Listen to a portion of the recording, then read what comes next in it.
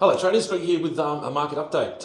Okay, so we had a little bit of fun in markets yesterday. Look, Trump is not president yet. He doesn't start work officially until the 20th of January when he's inaugurated, but he's already moving markets. So yesterday Trump tweeted that he's going to impose a 25% tariff on his closest neighbours, both Mexico and Canada, until they fix the borders and the illegal migrant issue.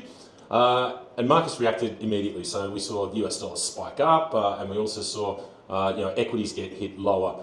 Yes, the market did buy the dip as they usually do, but look, the key takeaway is that look, Trump is bringing volatility back to the market.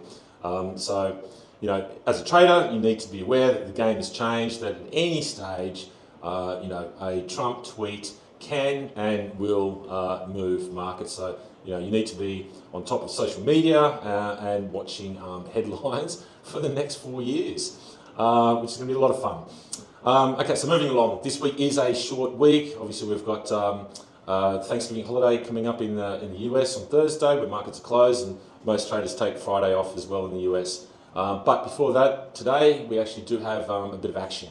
First up, we have the Reserve Bank of New Zealand, and the market is pricing in a 50 basis point rate cut there.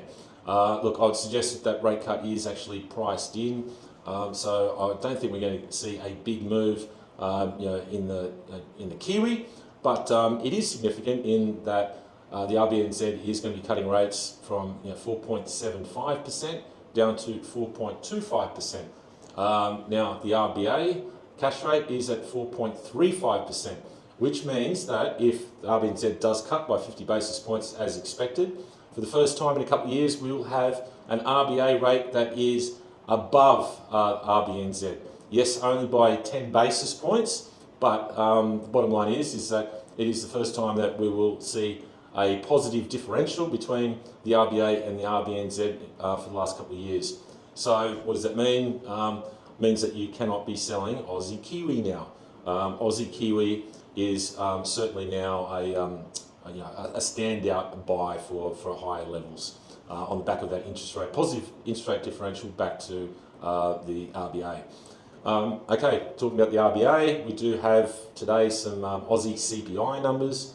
The RBA is firmly on hold, so look, we would need that number, Aussie CPI number, to come out well below expectations, to move the dial.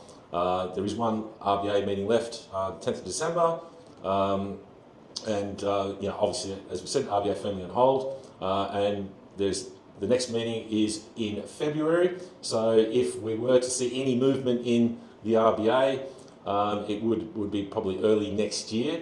And again, though, we would need to see those CPI numbers come out well below expectations.